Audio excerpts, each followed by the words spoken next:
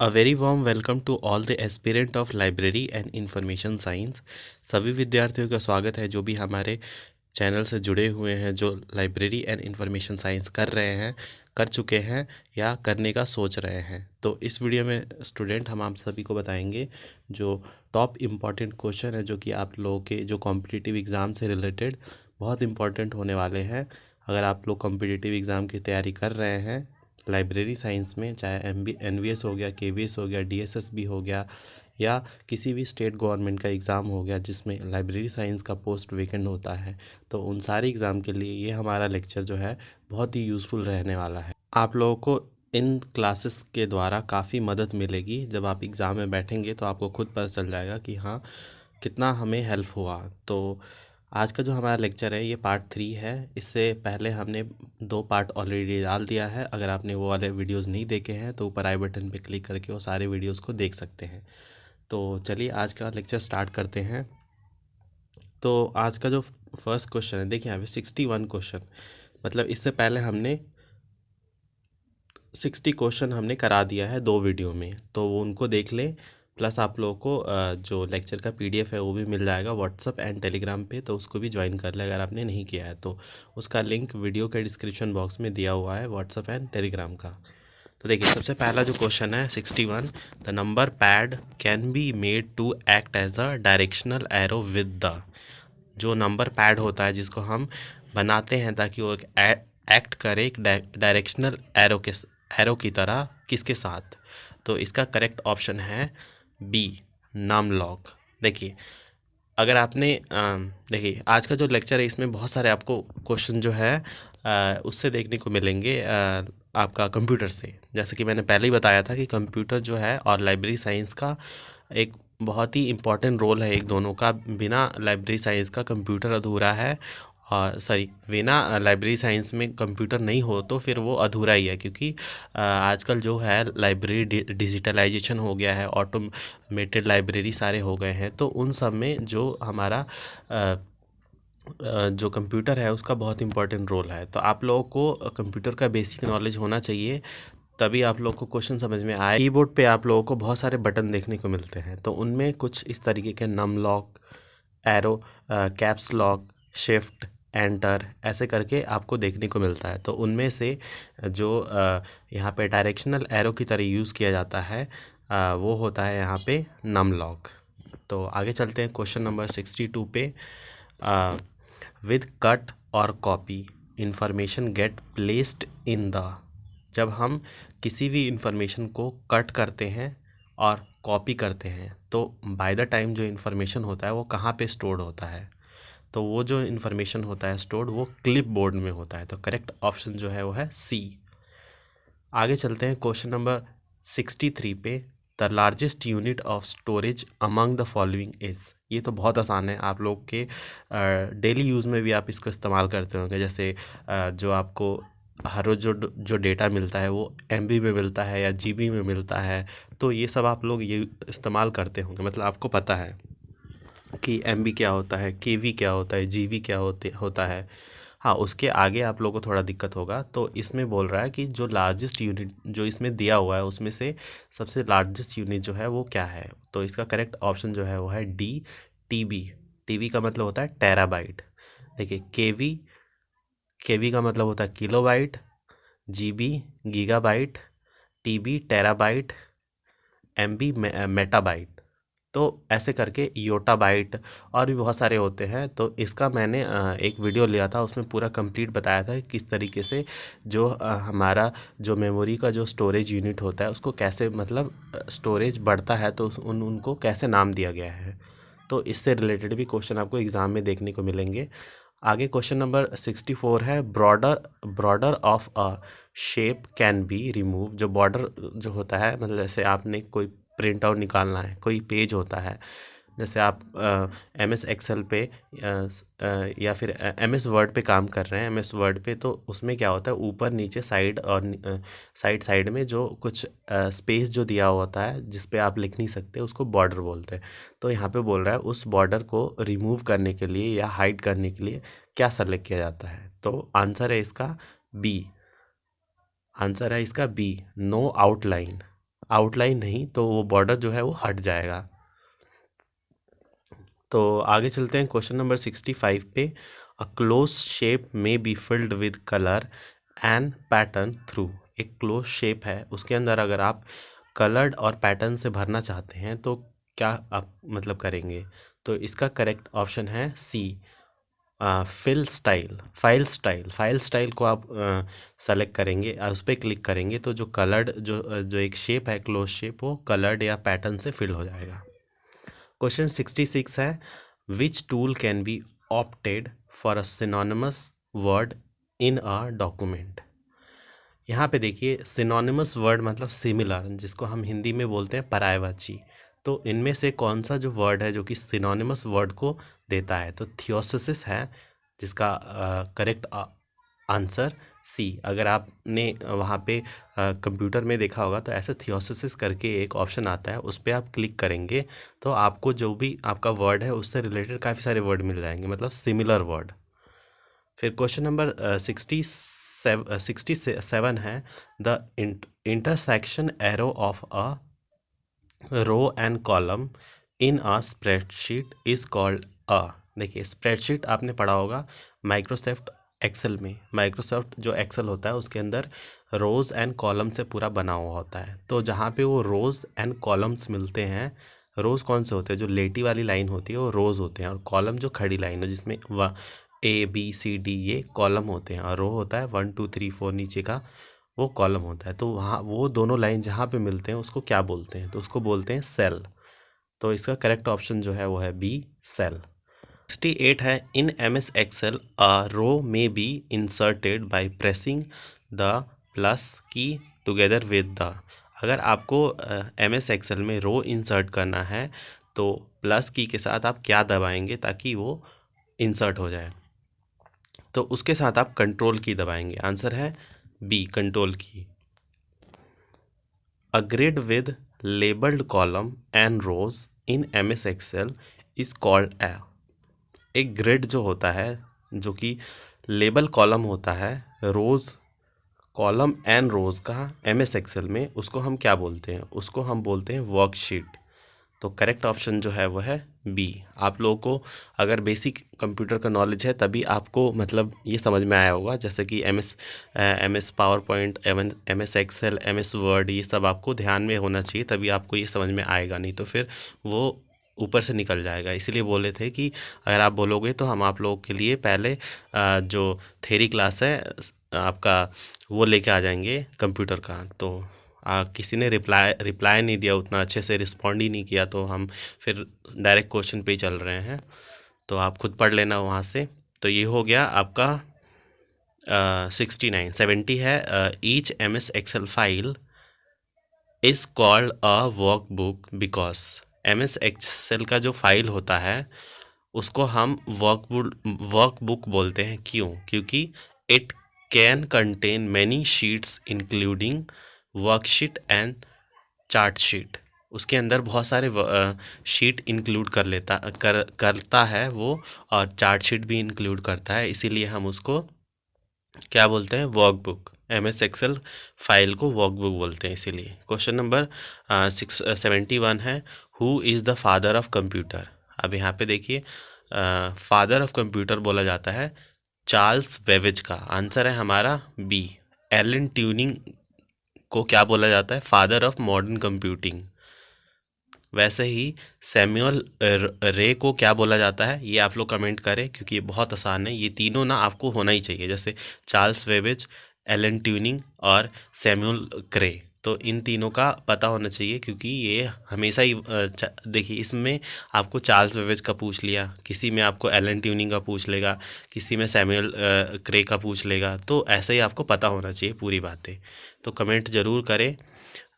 फिर है 72, which of the following control the process of interaction between the user and the operating system. कौन सा है इसमें से जो कि कंट्रोल करता है प्रोसेस ऑफ इंटरेक्शन यूज़र और ऑपरेटिंग सिस्टम में? तो करेक्ट ऑप्शन है ए, यूज़र इंटरफेस। यूज़र इंटरफेस ही होता है जो कि यूज़र से इंटरेक्ट करता है।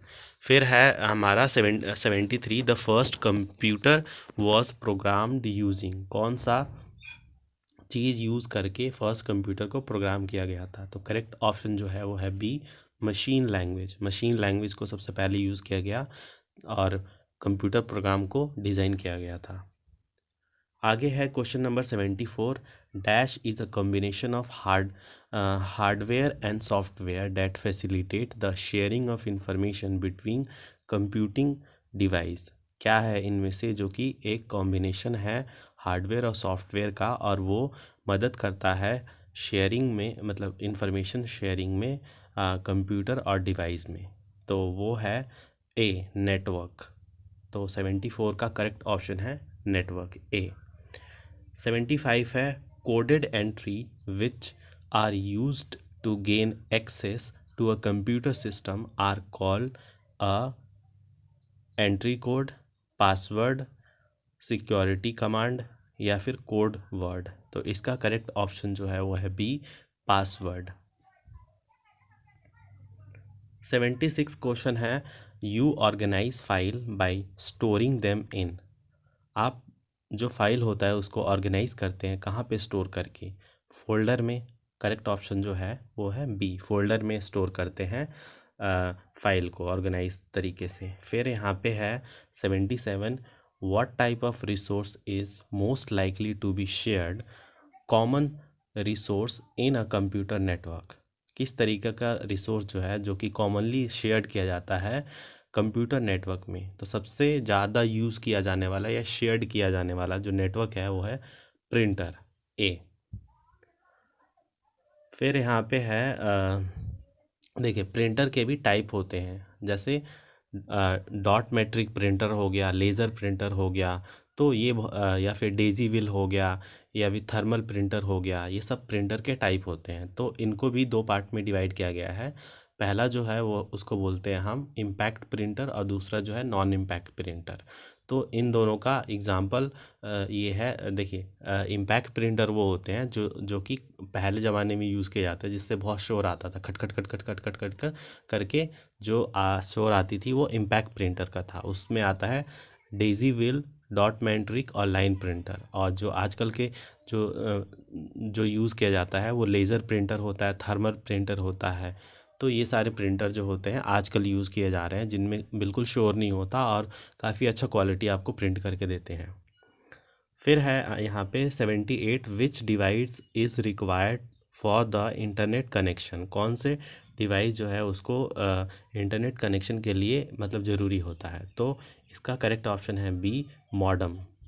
फिर 79 है C D ROM stand for. जो सी डी रोम होता है वो उसका फुल फॉर्म क्या होता है? Compactable disc read only memory. तो करेक्ट ऑप्शन जो है वो है सी। 80 है ए एल यू का फुल फॉर्म क्या है?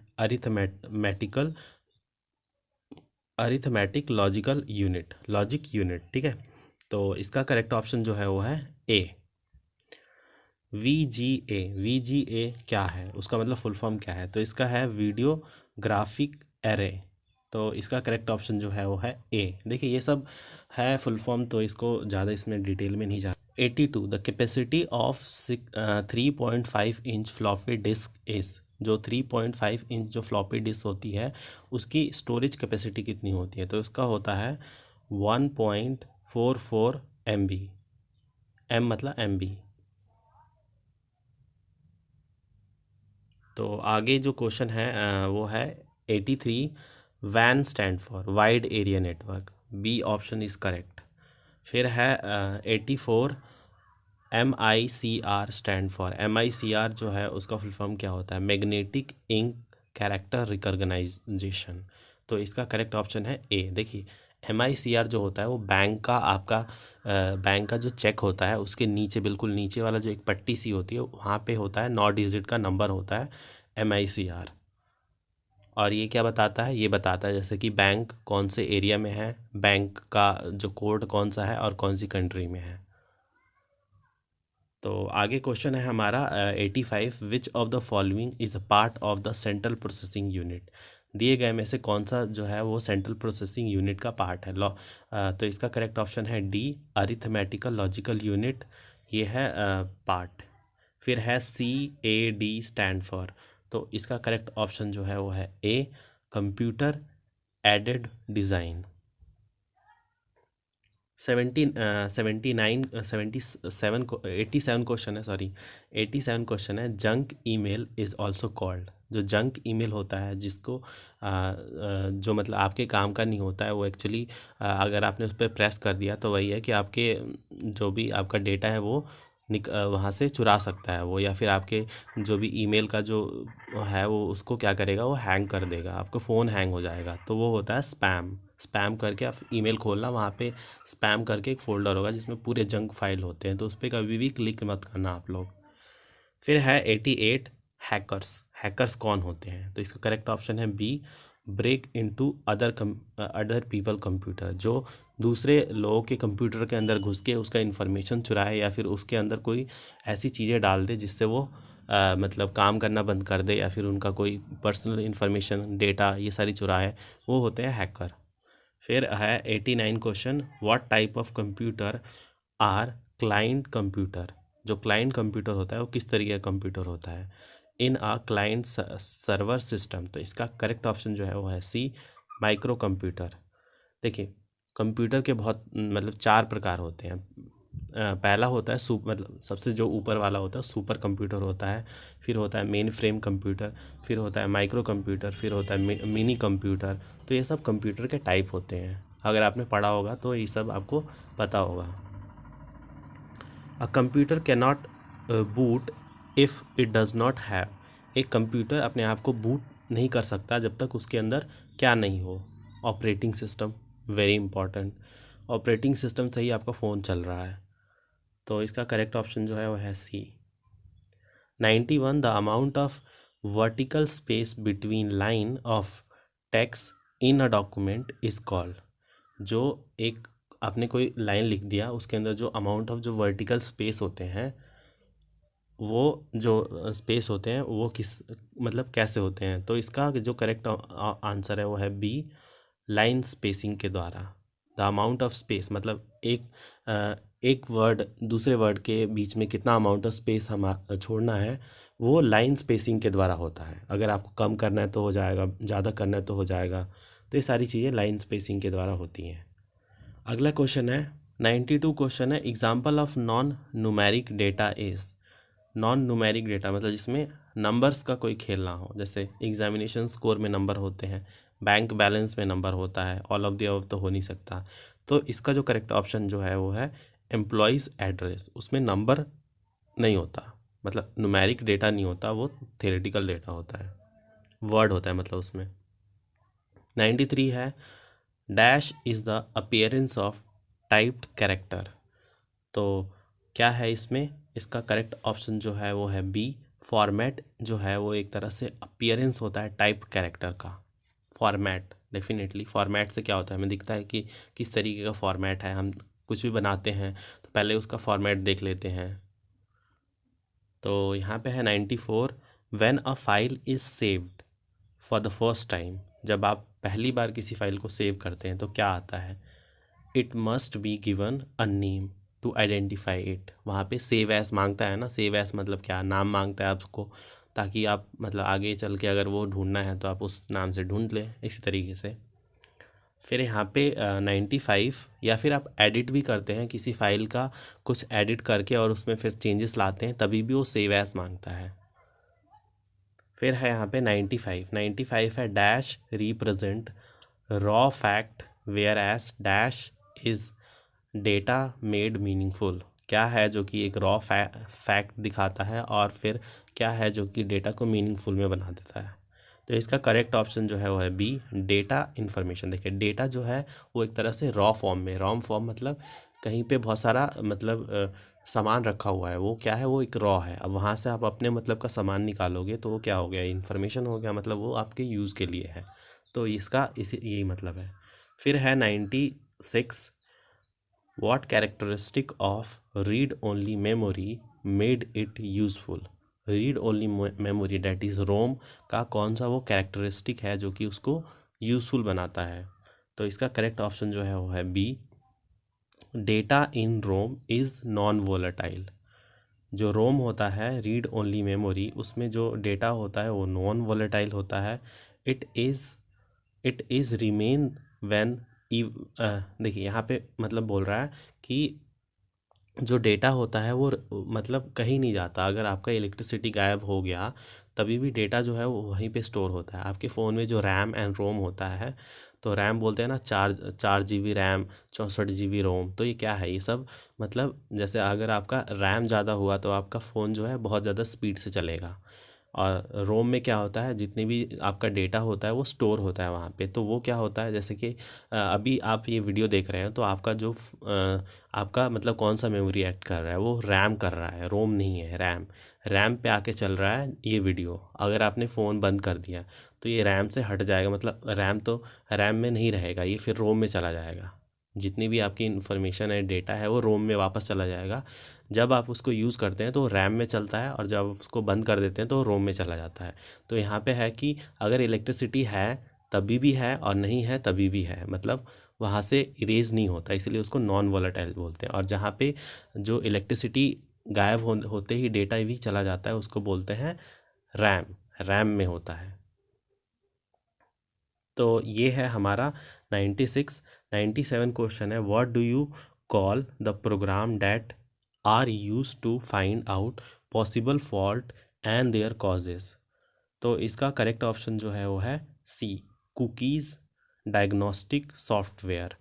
कुकीज़ डायग्नोस्टिक सॉफ्टवेयर जो होता है वो मतलब एक तरह से प्रोग्राम होता है जो कि यूज़ किया जाता है ताकि फाइंड आउट करे पॉसिबल फॉल्ट जो भी आपके मतलब सिस्टम में करते हैं। और कुकीज़, देखिए कुकीज़ क्या होता है कि बहुत सारे ऐसे मतलब लिंक होते हैं, या बहुत सारे ऐसे वेब पेज होते हैं जहाँ पे आप जाओगे तो आपका जो इन्फॉर्मेशन है वो कुकीज़ के फॉर्म में स्टोर करके रखते हैं। मतलब आपका जितने भी डेटा, आपने क्या सर्च किया क्या नहीं किया, वो सारा वो लोग स्टोर करके रखते हैं ताकि आगे चल के आपको उसी तरीके का ऐड दिखाए।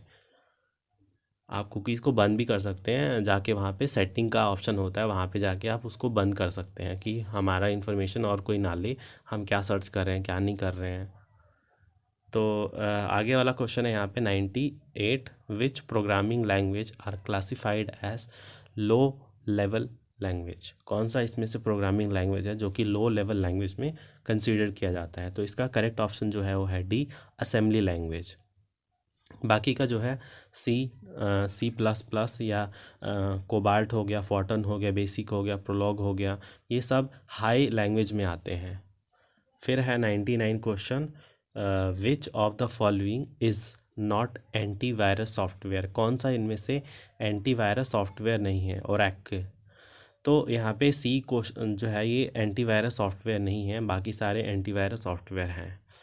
और हमारा आज का लास्ट क्वेश्चन है जो कि 100th क्वेश्चन है, what does DMA stand for. DMA किस का फुल फॉर्म क्या होता है। तो इसका फुल फॉर्म होता है direct memory access. B option is correct.